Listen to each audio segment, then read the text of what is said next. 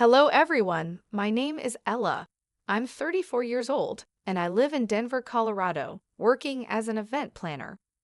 As I sit here reflecting on my life, I can't help but replay the night of my 34th birthday, a night that changed everything. I had spent weeks preparing for the party, determined to make it perfect. It was meant to be a joyful evening filled with laughter and love. The decorations were carefully chosen, the cake was flawless, and the guest list included everyone who mattered to me. But deep down, I couldn't shake the feeling that something was off. Ryan, my husband, had been distant for weeks. He would avoid conversations, spend late nights out, and his once warm demeanor had turned cold. I convinced myself it was work stress and brushed it aside, focusing instead on the party. The guests started arriving, filling our home with chatter and excitement. My best friend, Leela, was one of the first to walk in. Her eyes lit up as she admired the setup. "Ella, this looks incredible. You've really outdone yourself," she said, giving me a hug. "Thanks, Leela. I just hope Ryan likes it," I replied, glancing around for him. When I finally spotted Ryan, he was talking to his sister Anna, laughing at something she said. I walked over to greet him, but as soon as he noticed me, his laughter faded, replaced by a tight, forced smile. "Hey, happy birthday," he said, his tone lacking warmth. "Thanks," I replied, trying to sound cheerful. "Are you having fun?" "Sure," he muttered, avoiding my gaze.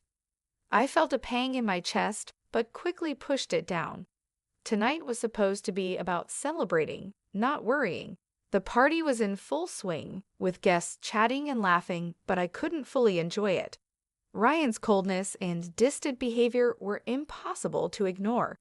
I moved through the crowd, accepting birthday wishes and trying to focus on the positive. When it was finally time to cut the cake, everyone gathered around, their cheerful voices filling the room. For a moment, I allowed myself to feel happy. This was my night, after all, and I wanted to savor it.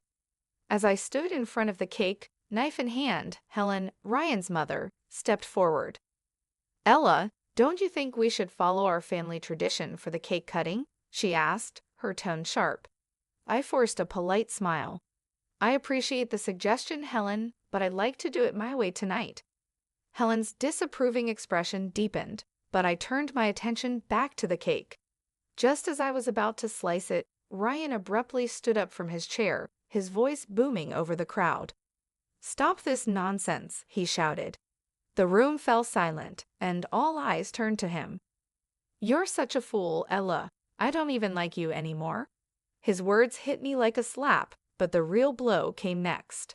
He stormed toward me, raising his hand, and slapped me hard across the face. Gasps erupted from the guests as I stumbled, clutching my burning cheek in shock. Before I could recover, Ryan grabbed me by the hair, yanked me forward, and shoved my face into the cake.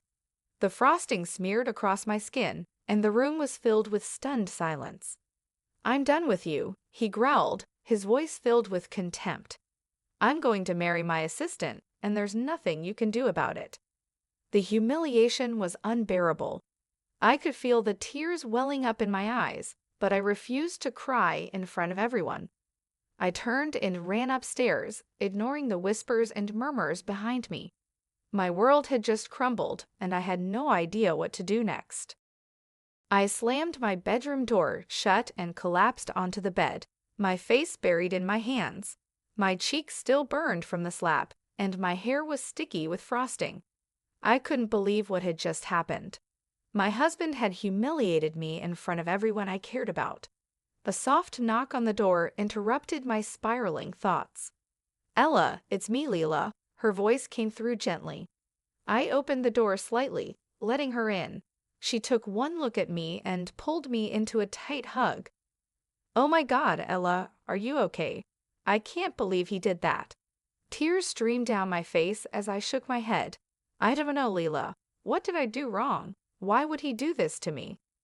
"This isn't about you," she said firmly, guiding me to sit on the bed. "Ryan has been controlling and dismissive for a long time. You didn't deserve this. You can't stay with him." But he's my husband, I whispered, my voice trembling. I've loved him for so long. How do I just leave? Does he love you, Ella? Leela's voice softened. Because someone who loves you wouldn't treat you like this.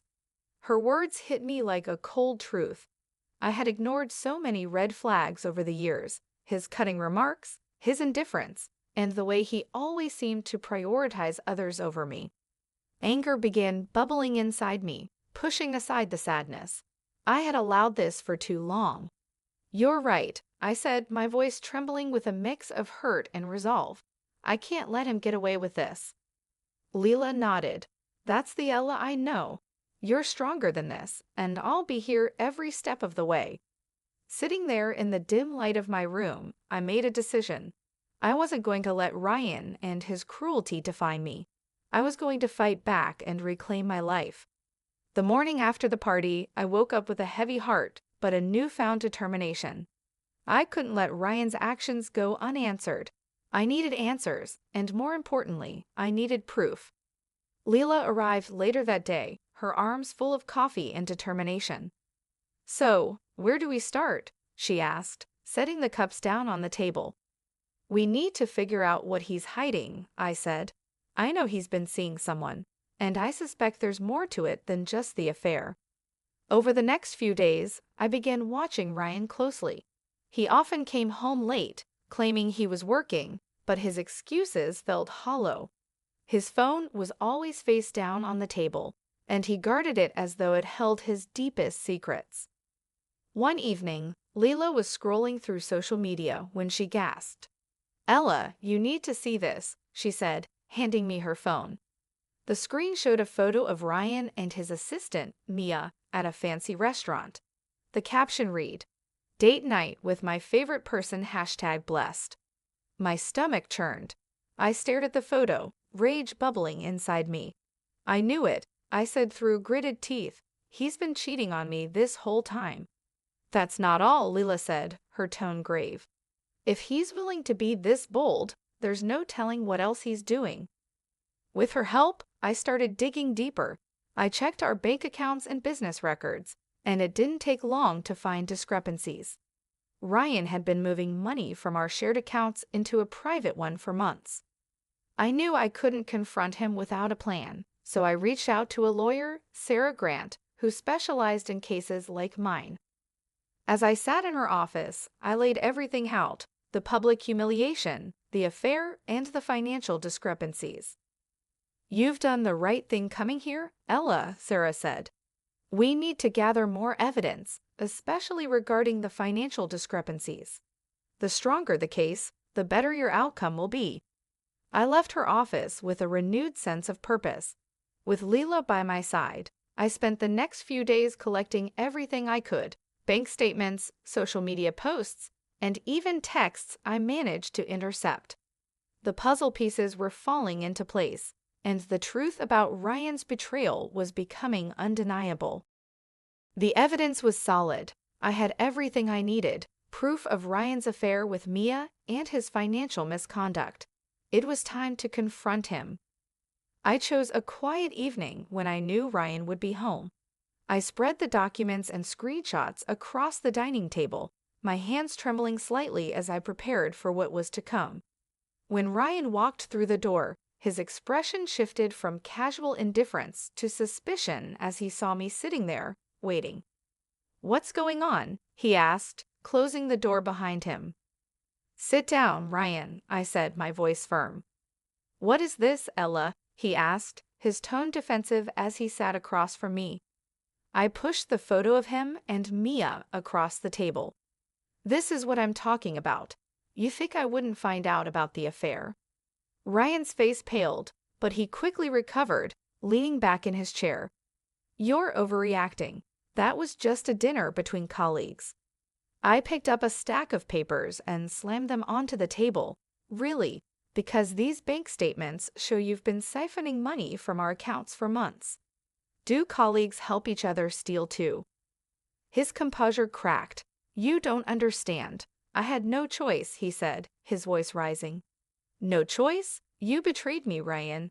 You humiliated me, stole from me, and lied to my face," I said, my anger boiling over. Ryan stood abruptly, his face red with rage. You think you can control me? You're nothing without me, Ella. I didn't flinch. You're wrong. I'm everything without you, and you're about to find out just how much.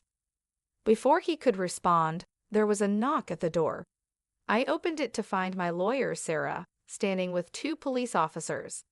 Ryan Carter, one of the officers, announced, "You're under arrest for financial fraud and domestic abuse." Ryan froze, his mouth opening and closing in disbelief. "You can't do this," he shouted as the officers cuffed him.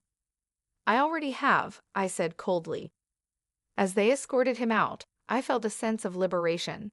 For the first time in years, I had taken control of my life. With Ryan gone, I finally felt like I could breathe again. The house was quiet, and for the first time in years, that silence brought peace rather than tension. The legal proceedings moved swiftly with Sarah's expertise.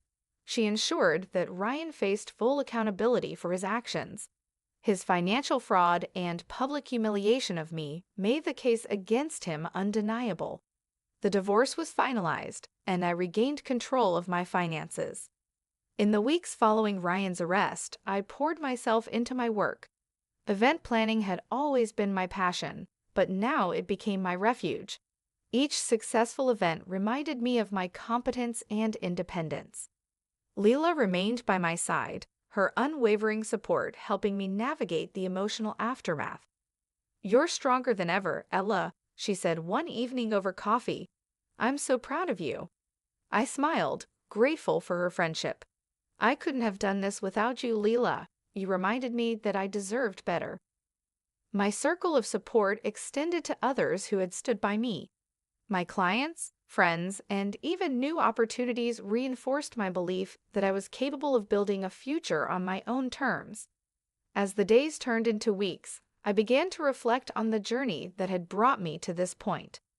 The woman staring back at me in the mirror was no longer broken or unsure. I had reclaimed my life, my dignity, and my strength. One evening, as I sat on my balcony overlooking Denver's skyline, I let the cool breeze wash over me. The city lights twinkled, and for the first time in years, I felt a sense of peace. The chaos and pain Ryan had inflicted were behind me, and the future was mine to shape. I thought back to the night of my birthday, the humiliation, the slap, the cake smeared across my face. It had been my breaking point, but also my turning point. That night, I had made a promise to myself. Never again would I allow someone to diminish my worth. Now I was living that promise. I had a thriving career, supportive friends, and most importantly, a newfound respect for myself. As I sipped my tea, I felt a quiet determination settle within me. Life wouldn't always be easy, but I knew I had the strength to face whatever came next. I was ready to embrace my independence and write the next chapter of my story. For the first time in a long time, I smiled, not out of obligation, but because I was truly free. Thank you for watching. If you enjoyed this story, don't forget to like this video, comment your thoughts below, and let us know what you think of Ella's journey. We'd love to hear your opinions and ideas for future stories. Make sure to subscribe to our channel and hit the bell icon so you never miss an update. Your support means the world to us, and we can't wait to share more inspiring and empowering stories with you. Until next time, take care and stay empowered.